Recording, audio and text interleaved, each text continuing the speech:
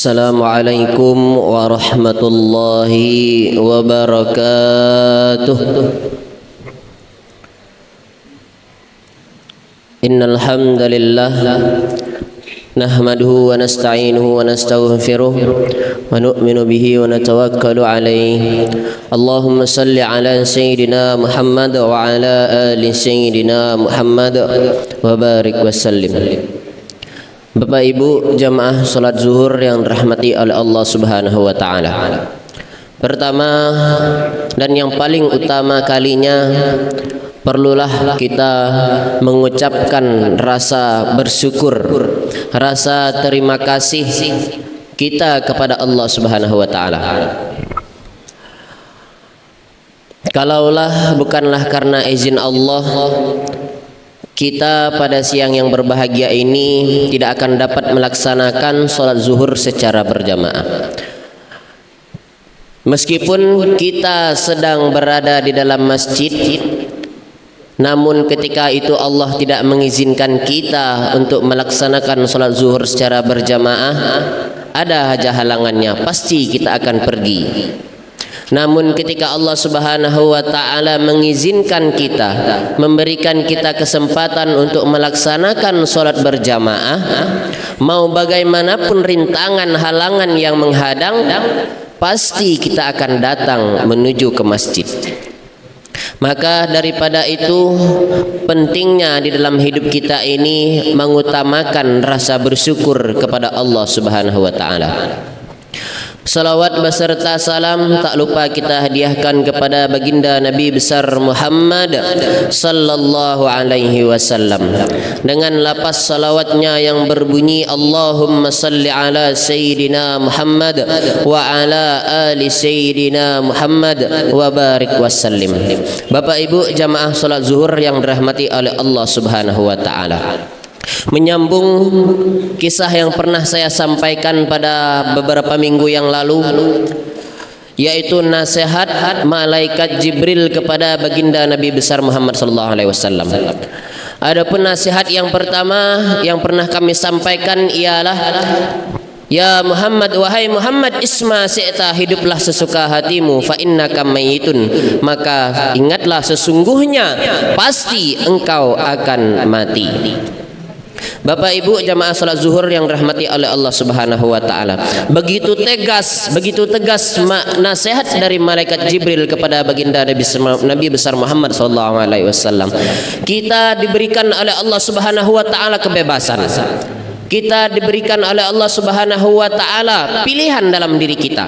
Mau kita menjadi orang Islam silahkan, mau kita menjadi orang kafir silahkan, mau kita taat kepada Allah silahkan, mau kita sholat silahkan, mau kita tinggalkan sholat silahkan.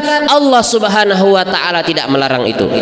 Tetapi ingat, ada sambungan dari nasihat malaikat Jibril tersebut, fa innaka mayyitun, karena sesungguhnya pasti sekali, pasti tidak akan pernah, pasti itu akan pasti terjadi pada diri kita. Fa innaka mayyitun, maka sesungguhnya pada suatu saat, pada masanya telah tiba, kita akan mati, kita akan dikuburkan.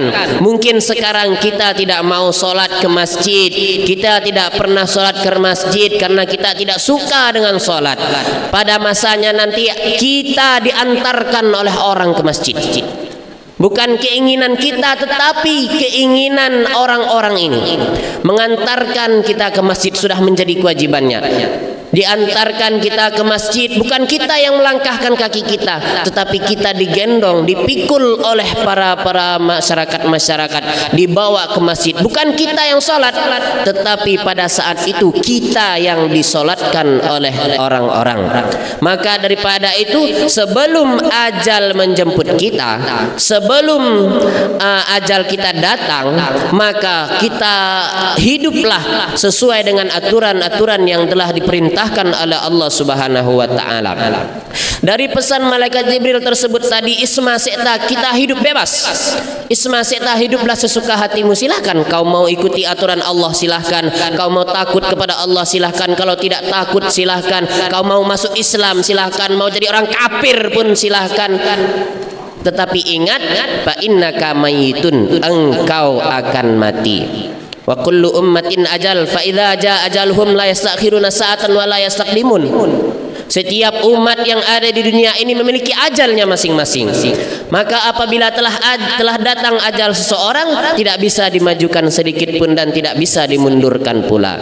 Maka daripada itu, selagi kita diberikan oleh Allah Subhanahu wa taala kesehatan, kesempatan, tenaga yang kuat, maka kita laksanakan apa yang telah diperintahkan oleh Allah Subhanahu wa taala kepada kita.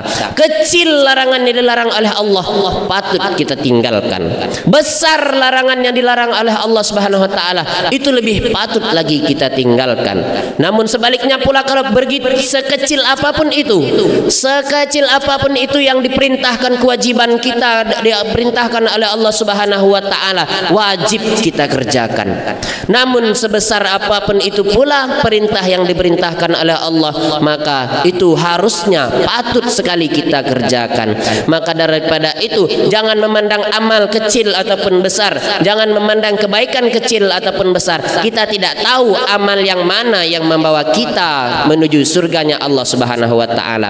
Kita berdoyong-doyong pergi ke masjid, belum tentu dengan amal ibadah kita salat 5 waktu setiap hari itu yang mengantarkan kita ke masjid.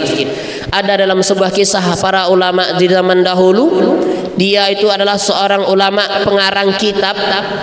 Dia masuk surga itu bukan karena dia telah mengarang banyak kitab. Dia masuk surga bukan karena dia telah banyak mengeluarkan hartanya, bersedekah dan lain-lain. Tetapi ia masuk surga hanya memberikan lalat minum di air minumnya tersebut. Maka daripada itu, kita tidak bisa mencerminkan amal ibadah kita ataupun memponis orang lain, oh dia malas sholat. Belum tentu dia yang malas sholat itu masuk neraka. Oh dia rajin sholat, belum tentu kita yang rajin sholat kita yang masuk surga. Maka daripada itu, janganlah pernah merasa diri kita ini besar dari orang lain.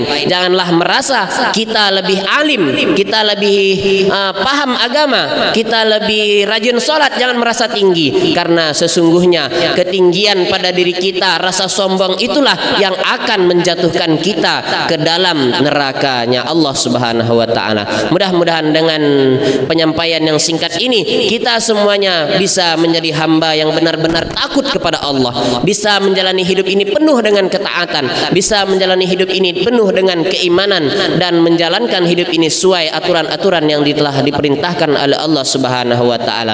Amin ya rabbal alamin. Lebih dan kurangnya kami mohon maaf. Wabillahi taufiq wal hidayah. Wassalamualaikum warahmatullahi wabarakatuh.